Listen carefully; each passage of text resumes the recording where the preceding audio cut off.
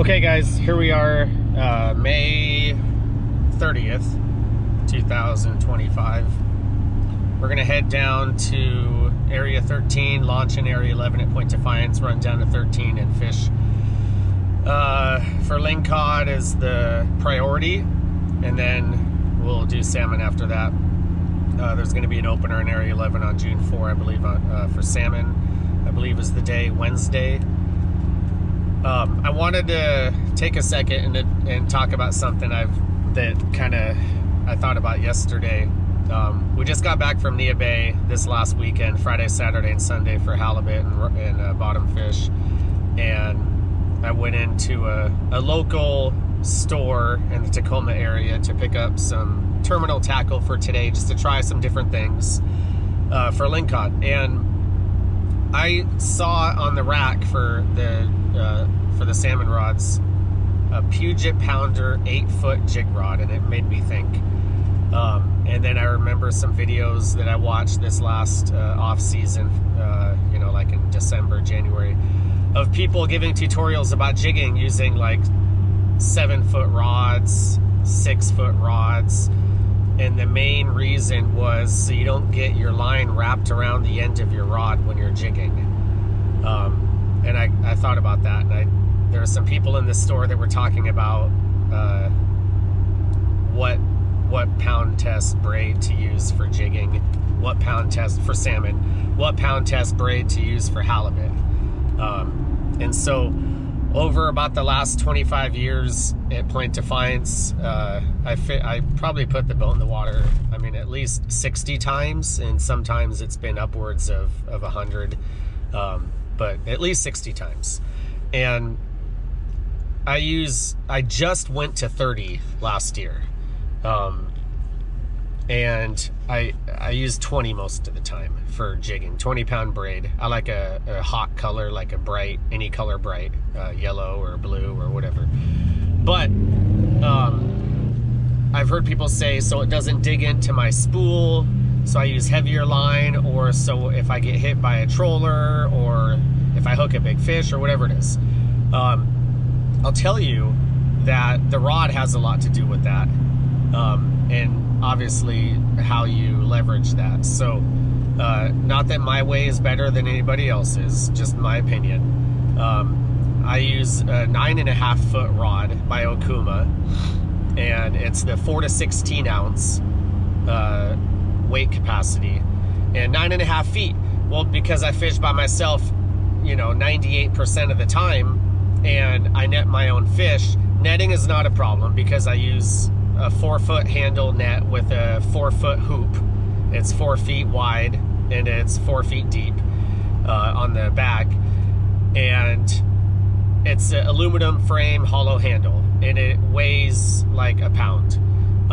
If you try to use that rubber net and you're trying to get a jig fish in the net, troll fish is a little different. They're usually pretty wore out when they get up alongside the boat, but a jig fish is usually pretty hot, and you're not going to go chasing the head of a fish with a rubber net. Not a fan of the rubber stuff, or a long handle. Don't like long handles. I like to choke up on it, put the butt of the rod on my hip, and then leverage that, leverage the fish in. But anyway, so I use 30-pound braid, and I use, for jigging, I use an 80-pound mono leader, about, 3 feet long. And the purpose for me for the long rod and the light line is netting for the long rod, and you've got much more swing capacity when you're jigging. You can, I only do about a 10-inch stroke. I do a double jig sequence. And the second jig, so I go jig, jig, drop, jig, jig, drop. And the second sequence, the second jig in that cadence is the kind of the instinctive hook set. So if the first one, if something's not right on the first jig, the second one is going to be instinctively harder because I'm going to feel it, but I'm already going up to jig, and that's my hook set. And it's something that I picked up from an old dude about 40 years ago, and when I was 4. But no, seriously, it was really it really helps. But regardless, I don't know that I've ever had the line wrap around the end of my rod. I'm trying to think of when, but I'm doing small strokes, so that's not really a thing for me. Now I understand if you're headed into the wind, but you're usually backing up into the wind, and so you're at you're perpendicular to the wind, so it's not like it's blowing down your rod tip. But that's just my thought. I've never had that be a thing, so I don't know. But a shorter rod, you're not going to have the telescoping action to really, on a jig fish and braid especially, allow your rod tip to play when it's shaking its head, especially at the boat when it's freaking out. So there's not going to be a lot of forgiveness there, and that would bug me. And the purpose for the 80-pound leader, a lot of times, well, for one, dogfish, so they don't roll up on it, and it's their backs that actually get the abrasion on the line. Not their teeth. I've never had a problem with dogfish teeth. I use 5/0 side-wash hooks, so my mono is quite a ways from the end of my hook where I would actually get a tooth anyways. But 80-pound is really easy to handle with your hand, to grab it, to swing dogfish into the boat so you can get your hook out and move on, to grab a shaker and get it in the boat, or to back the hook out over the side, whatever. It's also nice when you hook a seal. If your fish gets bit, happens about every other year. I get bit one time or so every other year, and I've never I don't know that I've ever broke my braid on a seal, and that's 30-pound. So using 50 or 60 or 40 or 80 for salmon, to me that's very strange. The problem is it's got a lot of water blowback, a lot of displacement, so you can't stay vertical. So when you've got that wind pushing through or the tide's moving, you're not going to be able to back troll and stay, or to back up on it and stay down and spoon feed those salmon your jig as easy. So that's my thought. I've caught salmon in area 11 to 28 pounds. Never felt like my line was an issue during any of that. One year in 2012, I had 7 between 27 and 29 pounds. 6 of the 7 were hatchery. It was just an odd year. There were a lot of people caught those fish that year also, but they were all jigging, and never had a problem with the line weight. And at Nia Bay on my salmon jig rod with 20 pounds at the time and 60-pound leader, I caught a 200-pound halibut. It was like 212. I was never worried about it. This last weekend at Nia Bay, I had one about 90 pounds. Right at the boat, a halibut, again on my jig rod and 80 feet of water in the same area. It straightened out my owner 5/0 side-wash hook. It didn't bother my line.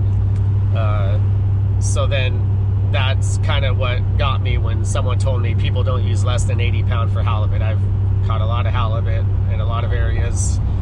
Never used over, I think a couple times I've used 60, but it just seems like a lot. So, with a 9.5-foot rod and 20 or 30 pound test, you can tell when you're jigging, keep in mind that's braid, you can tell when a dogfish is swirling around your jig because you can feel the water blow, the water displacement. You can feel it, and in the summertime. And so you can reel up a little bit to stay out of them. It's not ideal to jig 10, but there's times in Puget Sound where that's what you need to do. Otherwise, you're just snagging dogfish when they're rolling around your jig.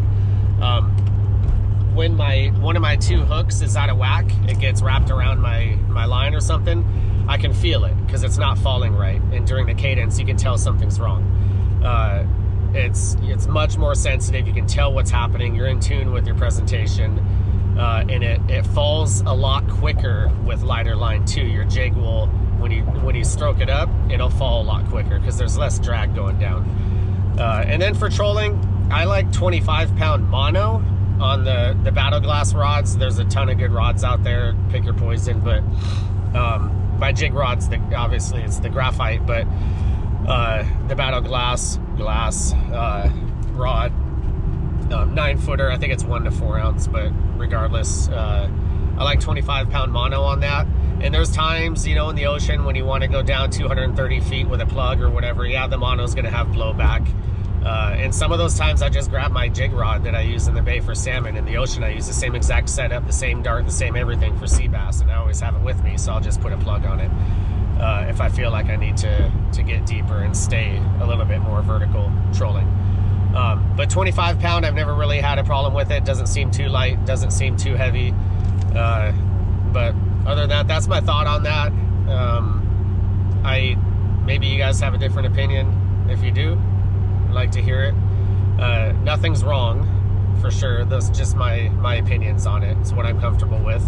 I'm a short dude, so a shorter rod would seem easier, but I've noticed when it comes time to try to net, fighting the fish is fun and all that, but what matters is getting the fish in the net.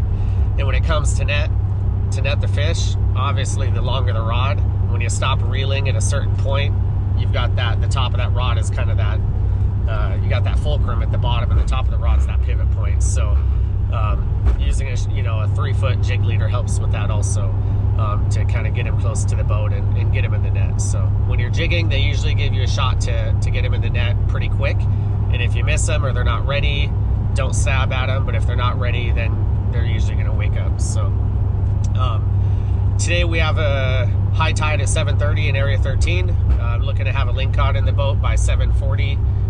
Hopefully start fishing at 7:20. And then we're going to transition to salmon on the out tide. It's moving 12.5 feet from 7:30 to 2 o'clock. And I got to be out of the water by 2 o'clock. So when the tide starts to slow down, I'll be headed out either way, whether I have to salmon or not. So we'll see out there. I'm gonna catch some herring, some flounder. I got some new live bait hooks I'm interested to try. Not that there's anything wrong with the ones I've been using, but I like to try different things to just be aware of other options. So I'm gonna try some different hooks and some different setups today for lingcod. Got it all tied up and ready. So I will check with you guys in a little bit. All right, check it out. It was my understanding that in the last video it was a little bit dark when I talked about it, but look at these dock lines.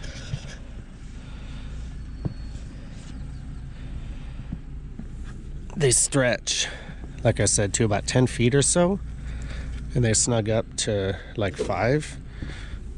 Actually, I don't want them to blow out, but I like them. They're like 17 bucks.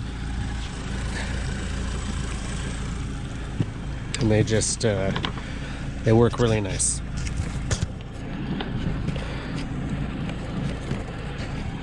But yeah, that's it. They weigh like an ounce a piece. So anyway, got my little live well set up in the cooler, connected to the battery. Go get some bait. Pretty nice day. Check in a little bit. All right, guys, I apologize. I did not get it on video. I had 2 rods in the water, and I had a fish on, and it got me down into the rocks, and I was working on that, and then my other rod went off, but I had to let him just sit there and eat it. So when I got the one fish up, I cut my line because he swallowed the bait, and then the other rod had this guy on it.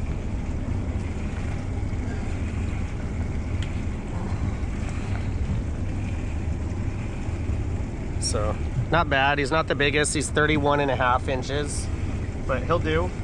So I'm gonna transition, get cleaned up, get him on ice, and transition to salmon. The tide still kind of dead, but it's just barely starting to move. So hopefully in about an hour, water starts moving. We'll get some action. We'll check back.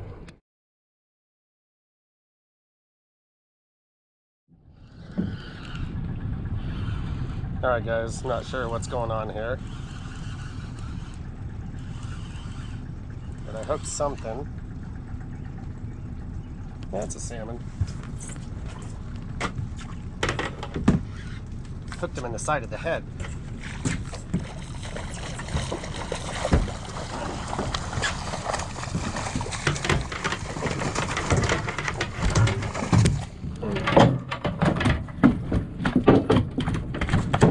Little blackmouth.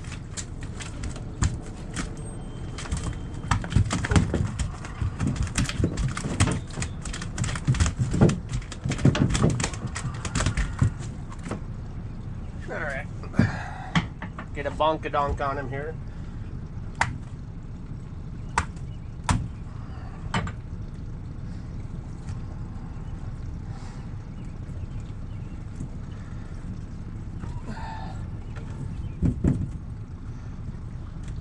Kind of see right through the eye there, so he come up kind of weird, but not real big, probably 25 inches. So get a measure on him here. 25 might be generous. 25 and a half. Well, that'll start it. We got one lingcod, one salmon, blackmouth. Get a bleed on him here, right below the gill and the white, right there. Then I like to put him upside down in a bucket. Let him bleed. All right, 2/3 of the way home.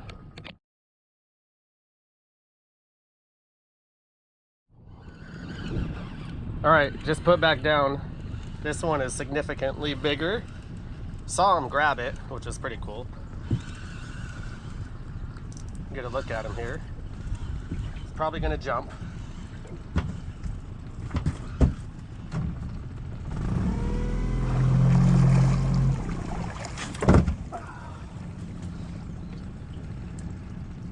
Yeah, he's quite a bit bigger.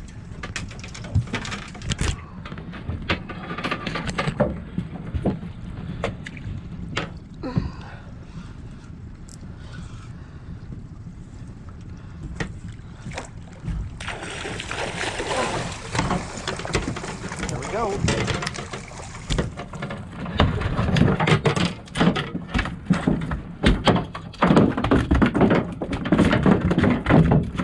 That's a nice one. Great fish.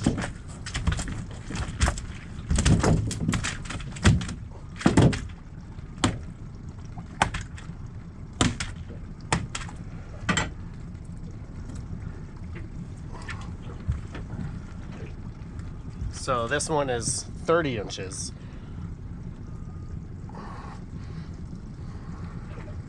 Beautiful fish. So it's 9:04. 9:04. We got a lingcod and 2 salmon. We're gonna head out.